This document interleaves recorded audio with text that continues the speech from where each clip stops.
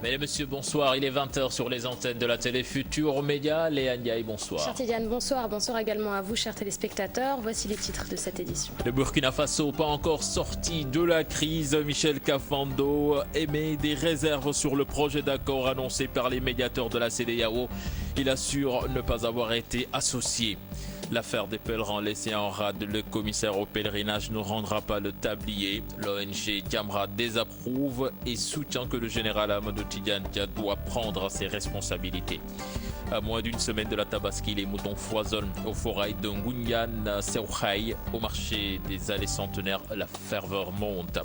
Justement, le dossier de ce lundi s'intéresse à cette fête religieuse qui fait l'objet de beaucoup de dépenses.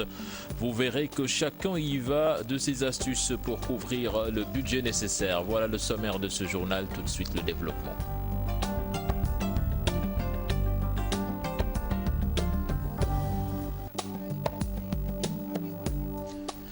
Bienvenue à toutes et à tous. Nous démarrons ce journal par la réaction de Michel Kafando, le président de la transition écarté du pouvoir, sur le projet d'accord annoncé par la médiation ouest-africaine. Un texte qui prévoit de restaurer le président de la transition de ses fonctions, mais aussi d'administrer les putschistes. Micro de nos confrères de Radio France Internationale, Michel Kafando se dit très réservé sur cet accord auquel il déclare ne pas avoir été associé.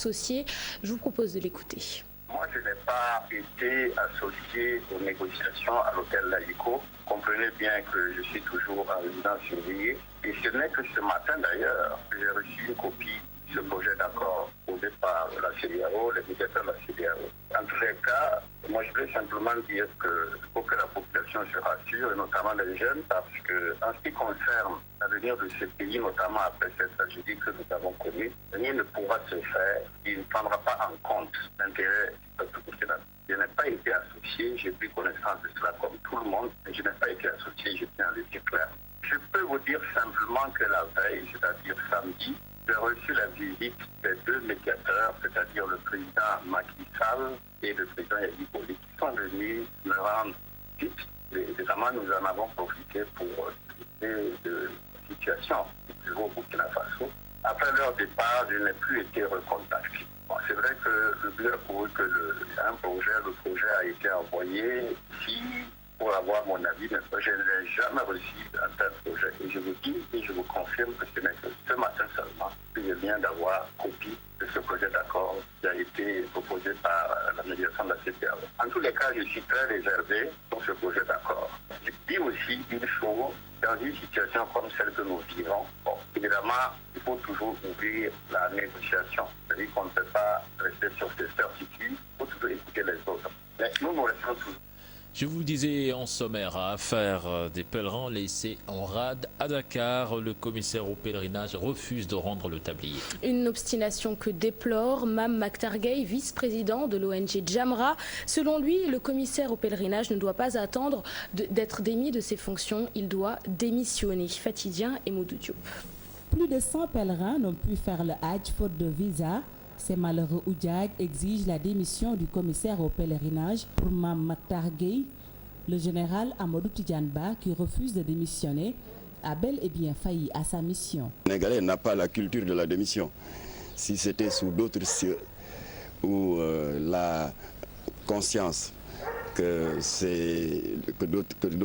dans d'autres cieux on a de certaines responsabilités étatiques, on ne se le serait pas fait dire deux fois. Le vice-président de l'ONG Jamra rappelle l'importance de ce 5e pilier de l'islam. Concernant ce bras de fer qui oppose les autorités aux pèlerins, il est tout de même pour le dialogue. Ils ont requis les services d'un avocat, d'un huissier, et constitué un avocat pour les défendre. Mais nous, Jamra, nous suggérons plutôt, puisqu'il s'agit d'une affaire religieuse, mais pas d'une affaire temporelle, donc une affaire religieuse avec tout son caractère sacré que l'on comprend bien, nous préférons que l'on privilégie plutôt le règlement à l'amiable. Parce que comme le dit le vieil adage, un mauvais arrangement vaut mieux qu'un bon procès. Situer les responsabilités, tirer des enseignements afin que pareille situation ne se répète. Le président de la République doit sans attendre prendre ses responsabilités. sans vouloir me répéter, pour situer les responsabilités. Parce qu'il a été imputé au commissaire au pèlerinage un certain nombre d'écarts qu'il convient de vérifier. Et si c'est avéré qu'il emporte l'entière responsabilité. Le pèlerinage à la Mecque, une obligation religieuse, ces musulmans n'ont pas pu l'accomplir. Amer est très en colère. Il continue de réclamer la tête du commissaire au pèlerinage. Et pour les Sénégalais rencontrés par la rédaction, il n'y a aucun doute. Le général Amadou Tidiane Dia doit démissionner. Il ne prend pas ses responsabilités. Le président de la République doit le démettre. C'est ce qui ressort de ce micro-trottoir signé Modou Diop et Fatidia. Cela prouve que ce commissaire au pèlerinage a échoué. Il n'a pas été capable de gérer la situation. À mon avis, il faut confier cette mission à des responsables capables de la gérer.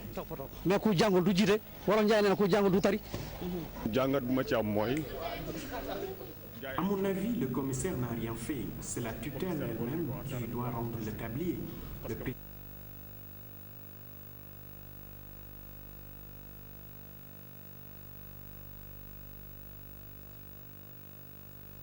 Là, nous nous excusons de la qualité sonore de cet élément. Certainement, nous y reviendrons dans nos prochaines éditions. L'Association nationale des élus départementaux propose ses services Léa à ses pèlerins laissés en rade. En conférence de presse hier, dimanche, l'AMED a proposé la mise en place d'une cellule d'urgence médico-psychologique pilotée par le ministère de la Santé. Le dédommagement de ces pèlerins restés à Dakar est également prévu. Plus de détails avec Mambiram Diouf et Tierno Laurent Mendy. L'Association nationale des élus départementaux prête beaucoup d'attention à la situation difficile que traversent les mères et pères de famille dont le pèlerinage à la Mecque a avorté faute de visa cette année.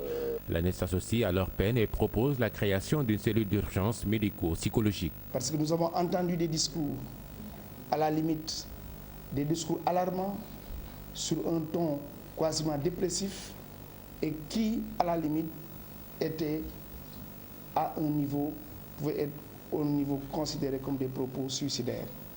C'est la raison pour laquelle nous avons proposé la mise en place d'une cellule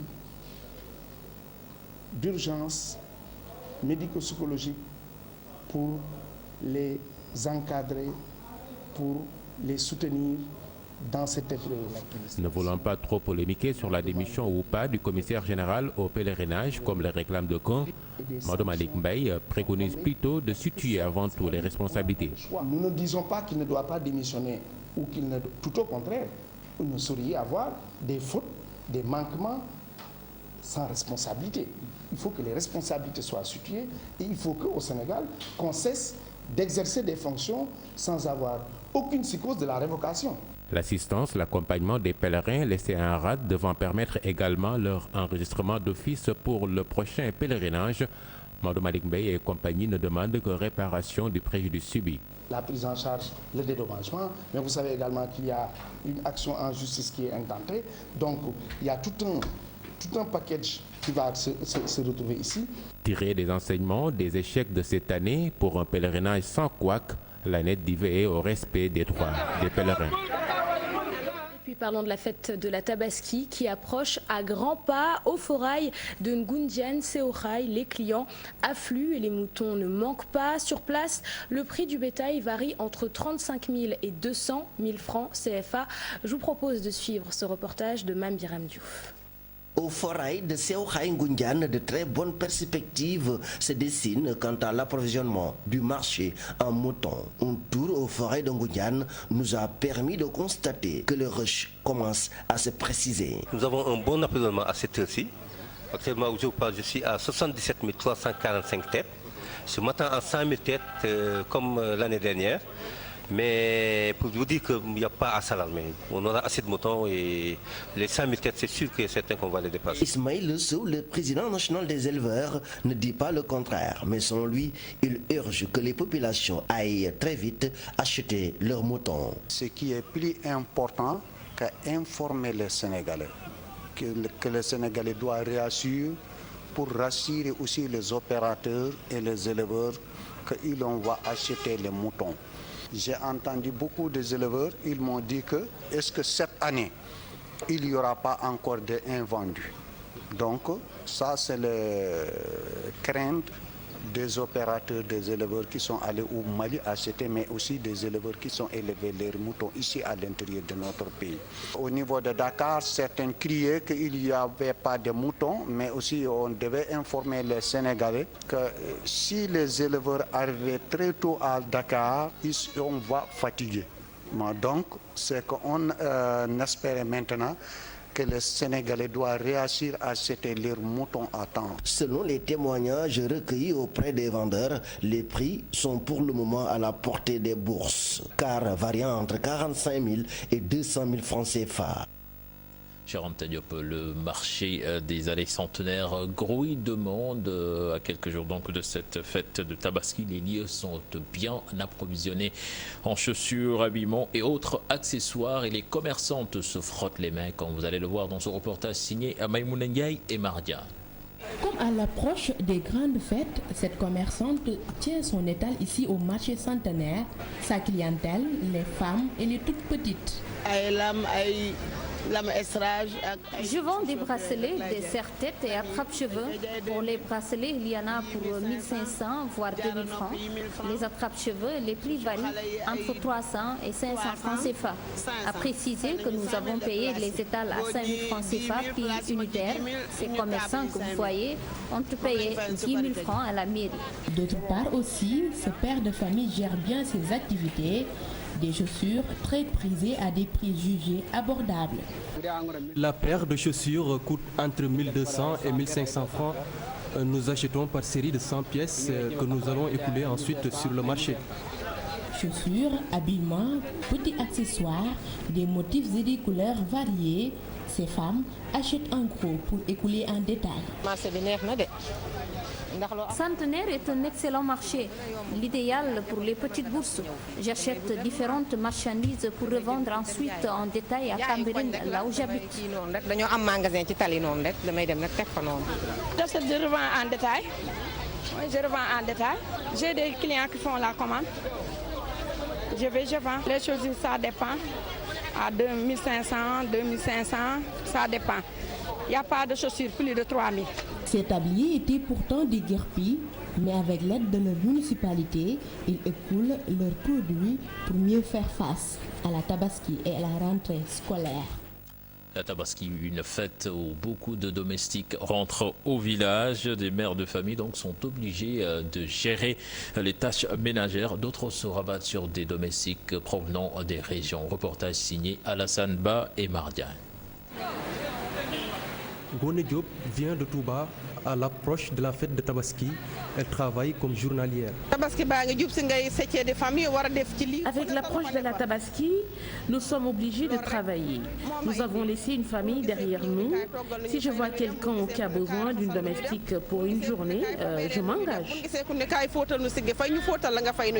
Pour cette domestique, c'est mieux de remplacer une ménagère pour un temps déterminé. Trouvée chez elle, Ngone Touré est depuis 2 jours sans domestique. Elle n'y voit pas d'inconvénient. Comme d'habitude,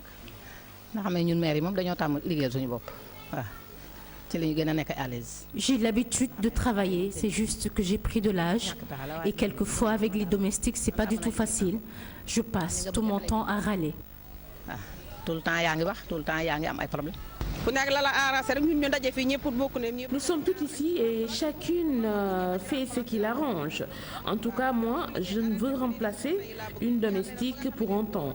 J'avais un travail, mais j'ai arrêté. Maintenant, je veux juste travailler comme journalière. Pour le jour de la fête de Tabaski, ce sera comme d'habitude chez cette sexagénaire. En ce moment, je cuisine. Je prépare mes mets toute seule, mais en ce jour de Tabaski, je ne le ferai pas. Mes belles-filles seront là pour cela. En cette période de Tabaski, nombreuses sont les mères de famille qui assurent les tâches ménagères sans leur domestique. Et ces dernières qui, pour la plupart, rentrent au village pour les besoins de la fête. Pour certaines, elles sont obligées de faire avec. Et à présent, parlons de l'inauguration de la première mosquée en terre du Foula, baptisée Cœur Serigne Touba Khadim Rassoul. Oui, il vient d'être inauguré par l'imam Ratib de la ville sainte, un événement qui a mis en valeur les bonnes relations de cohabitation entre mourites et tidianes. C'est une correspondance signée Ali Bandelian. C'est la première mosquée Cœur Serigne Touba en terre du Fouta. Principaux acteurs du commerce, les talibés mourides de plusieurs générations ont rêvé de ce grand jour. Comme pour donner le cachet particulier à cet événement, c'est l'imam de la grande mosquée de Touba qui est venu diriger la première prière. Une réalisation qui justifie à sa juste valeur la bonne cohabitation entre mourides et tidianes du Fouta. À qui nous suivons son enseignement, qui a fait qu'aujourd'hui on a créé cette grande mosquée-là, et on peut dire du Fouta, parce que ses origines sont du Fouta. Il y a une parfaite cohésion, une entente parfaite, une solidarité, vraiment une confiance vue entre les mourides et les tidianes. Ici, on ne peut pas faire la distinction.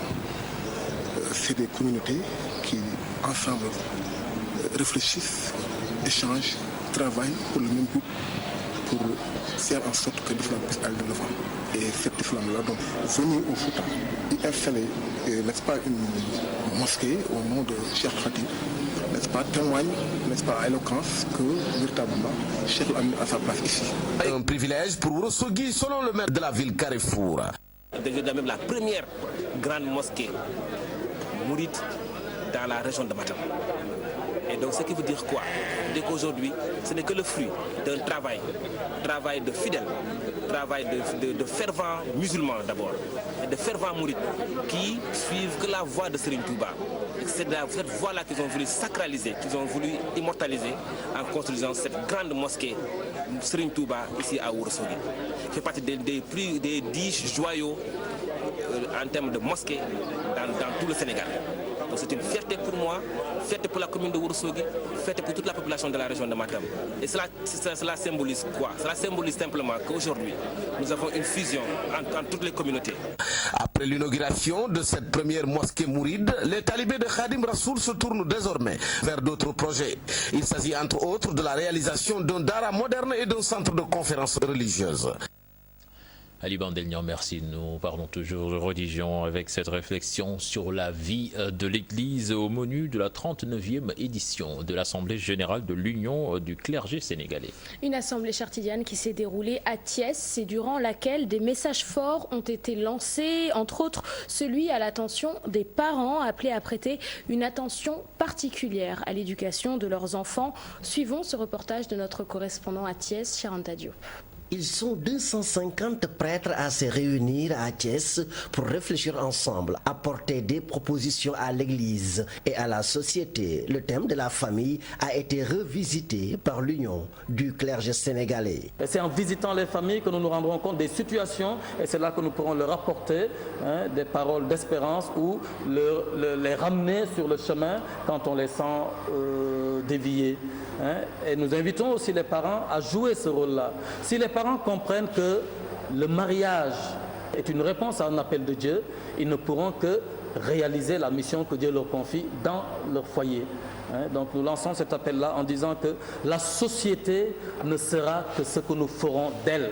Les violences et meurtres constatés ces derniers temps suscitent l'émoi chez les abbés. C'est ainsi qu'ils ont lancé un appel à l'endroit des parents pour qu'ils prêtent une attention à l'éducation religieuse de leurs enfants. Quand une famille n'est pas un creuset d'amour, c'est la violence qui prédominera dans la société. Évidemment, quand nous regardons ces événements, nous ne pouvons qu'être tristes. Mais pas tristes au point de croiser les bras et de nous croire impuissants. Mais non, et c'est pourquoi nous avons appelé les parents à l'éducation religieuse de leurs enfants. Selon le président de l'Union du clergé sénégalais, les conclusions de l'Assemblée générale seront consignées dans un document et envoyées à toutes les autorités du pays. Journée internationale de la paix, les femmes de Ziguinchor, Kolda et Sédhiou l'ont célébré dans le Pakao. Une conférence a été animée sur le thème « Quelle contribution du journalisme de paix en zone de conflit comme la Casamance ?» Une conférence animée par Bakary Domingo Mané, journaliste formateur que je vous propose d'écouter au micro de Boubacar Diassi. Le thème est intitulé la contribution des journalistes de paix dans la gestion de la crise en Casamance. Autrement dit, comment, de par son travail, le journaliste peut contribuer vraiment à la pérennisation ou à l'événement de cette paix-là. Donc d'abord, le sujet est pertinent, nous avons montré sa pertinence dans le mesure où nous sommes dans une situation de ni paix ni guerre en Casamance. Il y a accalmie bien sûr, mais le monstre peut à tout moment se réveiller. Et dans cette période-là, au cours de cette période, comment le journaliste vraiment doit avoir une attitude de veille par rapport à sa façon de rendre compte, n'est-ce pas, des événements, les mots qu'il utilise, et nous avons beaucoup insisté sur ces mots-là. Souvent ces mots sont inappropriés. Lorsqu'on parle de guerre en Casamance, il n'en est rien. Si ce n'est pas une guerre, les gens parlent de conflit, parce que la guerre est conventionnelle. Voilà, donc lorsqu'on parle, n'est-ce pas, de chef de guerre, donc de chef rebelle, ainsi de suite. Donc souvent il y a amalgame dans les termes qu'on utilise, et j'ai attiré l'attention des confrères sur ça. Et puis de fortes pluies enregistrées cet après-midi à Dakar, des pluies qui ont causé des difficultés aux automobilistes, beaucoup de routes impraticables, des véhicules qui s'embourbent dans les eaux de pluie, d'autres qui tombent en panne. Focus sur la VDN et aux alentours du stade Léopold Sédar Senghor avec Mambiram Diouf et Modou Diop. Ils ont éprouvé beaucoup de difficultés sur les routes du fait des averses enregistrées ce lundi après-midi sur la capitale. Comme ici près du stade Léopold Sédar Senghor, les conditions n'étaient pas favorables pour circuler convenablement. À la Padoue, près de la station, près du pont également, les routes sont impraticables. Ici également, les eaux de pluie causent d'énormes difficultés. J'en ai souffert. Vraiment maintenant trop quoi. Cet autre automobiliste a vécu les mêmes difficultés en cours de route jusqu'à ce stade. Son ami témoigne.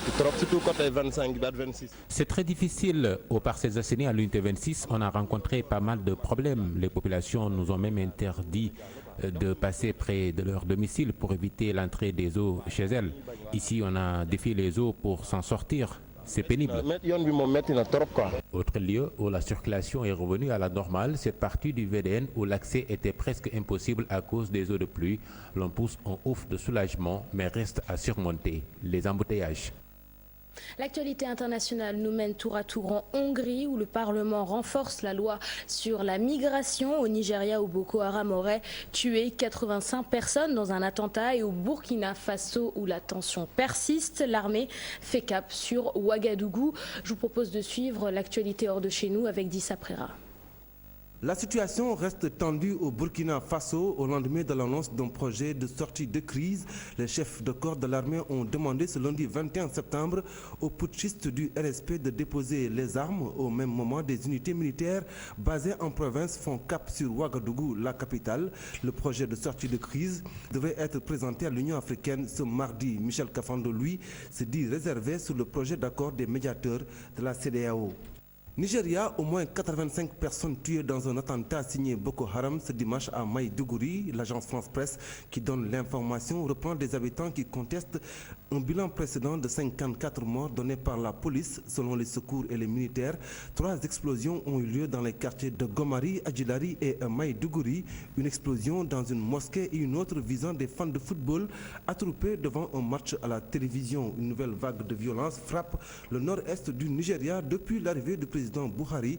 L'insurrection de Boko Haram et sa répression ont fait au moins 15 000 morts et 2 millions de Nigérians ont quitté leur maison. Somalie, un véhicule piégé a explosé ce lundi devant le palais présidentiel à Mogadiscio. Bilan 5 personnes tuées, 13 autres blessées. L'attaque semblait viser un convoi des Nations Unies qui venait de quitter le palais présidentiel. L'attentat n'a pas été revendiqué dans l'immédiat, mais les regards se tournent vers les islamistes Chebab qui tentent de renverser le président Hassan Sheikh Mohamed. Repoussé de Mogadiscio depuis 2011, les Chebab contrôlent désormais les zones rurales d'où ils mènent des opérations de guérilla. Hongrie, une nouvelle loi adoptée ce lundi autorise l'armée et la police dans une certaine mesure à ouvrir le feu dans le cadre de la protection des frontières. La loi permet aussi la perquisition des domiciles privés. L'armée est aussi autorisée à procéder à des contrôles d'identité, à des gardes à vue de migrants. Une mesure mise en œuvre dans 6 départements limitrophes de la Serbie, de la Croatie, de la Slovénie et de l'Autriche. La Hongrie a vu transiter 225 000 migrants depuis le début de l'année. Et le dossier de ce lundi à présent s'intéresse aux préparatifs de la Tabaski, une fête qui rime avec dépenses, cher Tidiane. On s'organise en fonction de l'activité que l'on exerce. Les commerçants tirent une partie de leurs bénéfices pour assurer les dépenses. Pour les fonctionnaires, on s'organise avec les revenus mensuels. Ces revenus qui ont déjà du mal à couvrir le nécessaire. Un dossier signé Alassane Ba et Modou Diop. Anna Ataba, vendeuse au marché Gueule Tapée, s'est bien préparée en avance. Depuis quelque temps, elle réserve une partie de son bénéfice pour les préparatifs de la Tabaski. Comme man,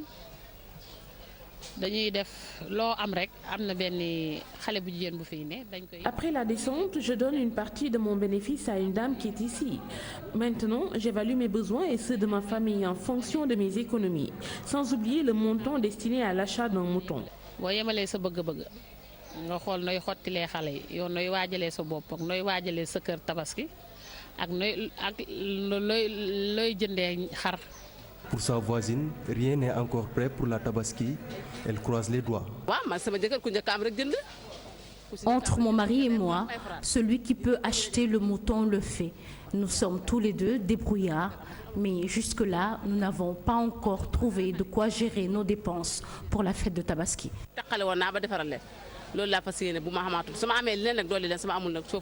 Une fête où les enfants sont trop exigeants, boubou, chaussures entre autres. Ce salarié, lui, s'est bien organisé avec ses revenus. Il y a de cela 3 mois, on savait que c'est comme ça que ça allait se passer. Donc on s'est préparé par conséquent. Donc le mois passé, on a presque consacré ce qu'on a comme salaire sur les préparatifs de la Tabaski. Parce qu'on savait que ce serait vers les 22, 23, 24. Donc on ne comptait pas sur le mois là qui vient.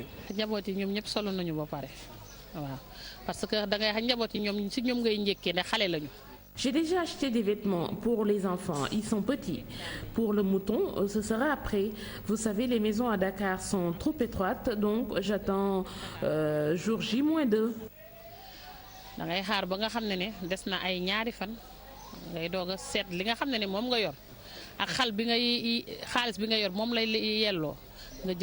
Un petit tour à Liberté 6, Barak, où nous avons rencontré ce jeune charretier. Marié et père d'un enfant, il n'a pas encore trouvé un mouton.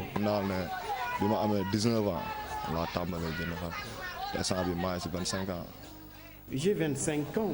J'ai commencé à acheter un mouton pour la famille il y a 19 ans de cela. Je vis avec mes parents, ma femme et mes neveux. Actuellement, je n'ai pas encore trouvé de mouton. La Tabaski approche à grands pas, une fête très importante chez les musulmans. Côté dépenses, c'est un véritable casse-tête pour les pères et mères de famille, mais pour certains, il faut faire avec les moyens du bord. Voilà, c'est la fin de ce journal. Merci Léa. Merci à toi, cher Tidiane. Prochain rendez-vous pour l'information, ce sera à 0h.